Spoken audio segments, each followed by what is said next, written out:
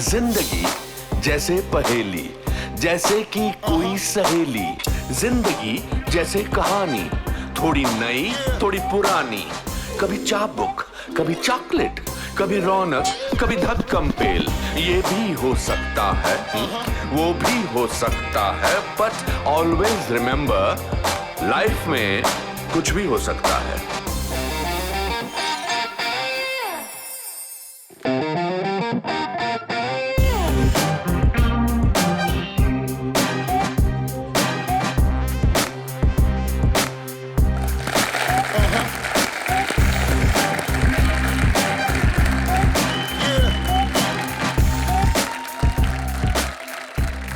नमस्कार, good evening, आदाब दोस्तों। मैं आप सबका स्वागत करता हूं मेरे शो में, जिसका नाम है द अनुपम खेर शो।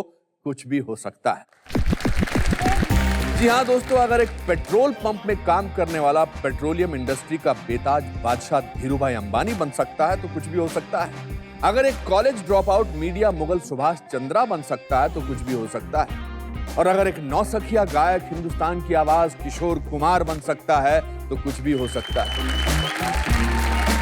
जिंदगी का सबसे बड़ा रहस्य खुद जिंदगी है। इसे जितना ना समझने की कोशिश करेंगे, ये उतनी ही रोमांचक होती जाएगी, क्योंकि याद रखिए, लाइफ में कुछ भी हो सकता है। दोस्तों, आज जब मैं घर से निकला तो फोन को चार्ज करना भूल गया और आधे रास्ते मेरा फोन ऑफ हो गया। कुछ 5 मिनट के लिए तो मैं पैनिक कर गया, अरे कितने लोग फोन कर रहे होंगे, मुझे किसी से जरूरी बातें करनी थी।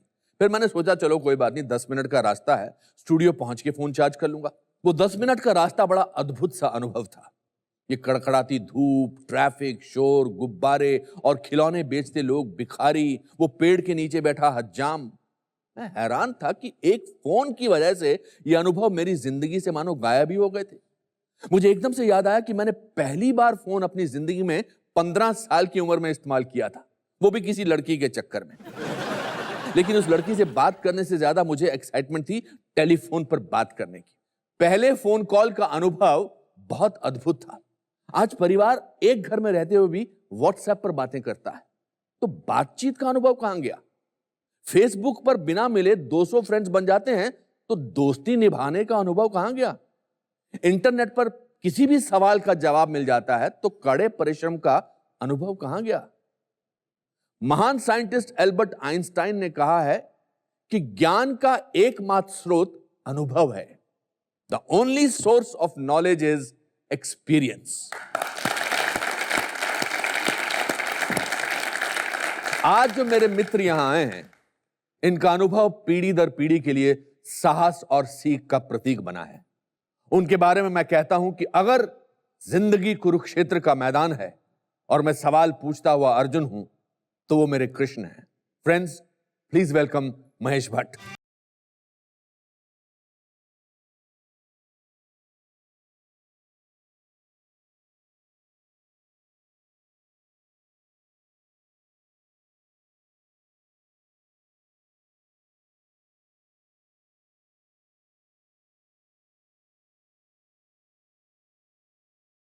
आज से 32 साल पहले एक पतला, दुबला, आधा गंजा आपके दरवाजे पर उसने खटखटाया था और आपने दरवाजा खोला था।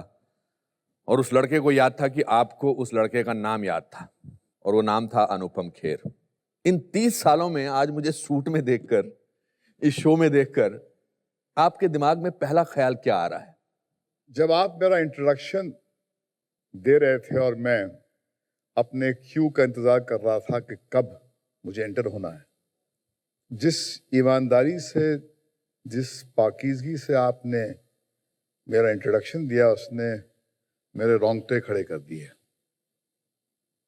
और जिस्म झूठ नहीं बोलता, कुछ तो है जिसने जोड़ के रखा है हम।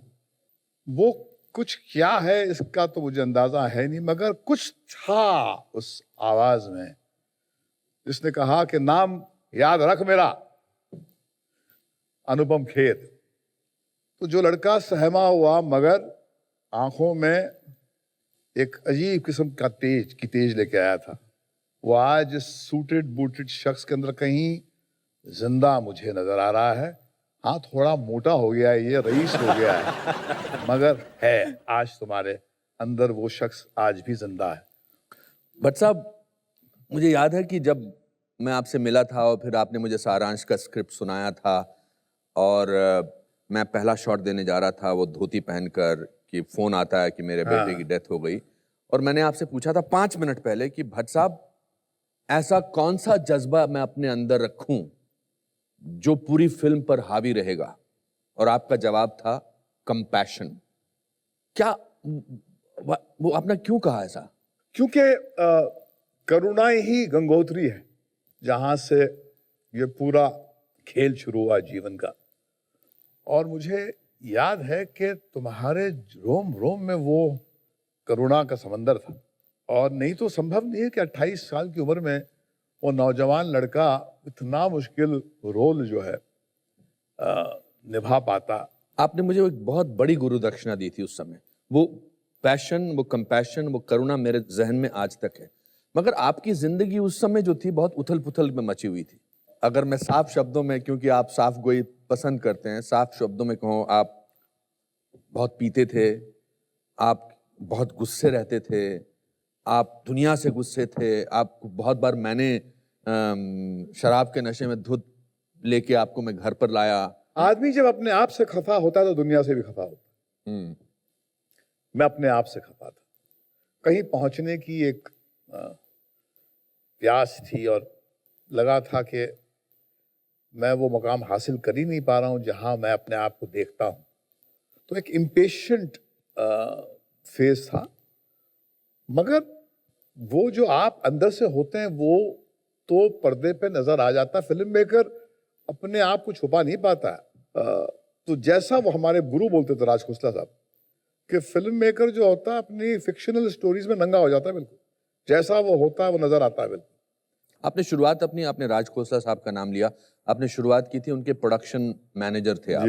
मतलब डायरेक्शन में आपका कोई मुझे याद है महबूब स्टूडियो की वो दोपहर जब मैं गया तो मुझे चौकीदार ने रोका, भैया कहाँ जा रहे हो? तो मैंने कहा साहब ने बुलाया। हम कहाँ जा रहे हैं? हम नहीं जाते बिना बुलाए। हालांकि उन्होंने बुलाया नहीं था।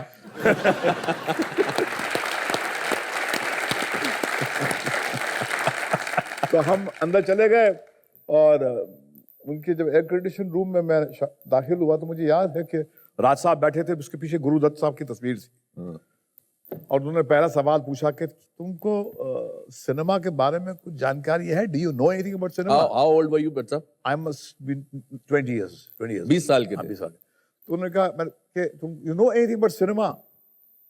आई सेड नो सर।